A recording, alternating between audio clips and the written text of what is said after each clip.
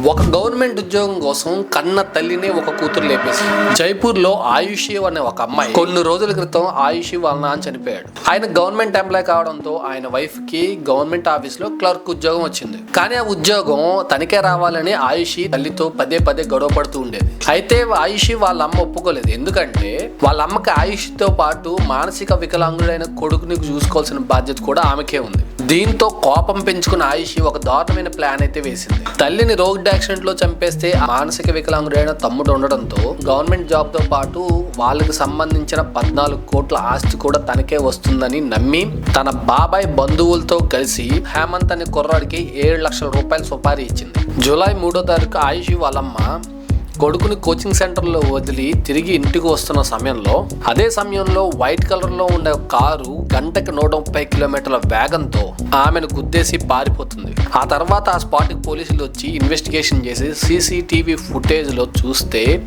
అసలు విషయం బయటపడింది. అదే వైట్ కలర్ కారు గత కొద్ది రోజులుగా ఆయుషి వాళ్ళ అమ్మని వెంటాడుతుందని తెలిసింది. తర్వాత ఆయుషితో పాటు దాని వెనకాల ఎవరెవరు ఉన్నారో వాళ్ళందరూ దొరికిపోయారు. ఈ రోజుల్లో మొగుల్ని లేపేస్తున్నారు అనుకుంటే ఇక సొంత తల్లిదండ్రులకు కూడా రక్షణ లేకుండా పోయింది ఈ సమాజంలో. ఈ సంఘటన గురించి మీ అభిప్రాయం ఏంటో ఖచ్చితంగా కామెంట్ చేయండి.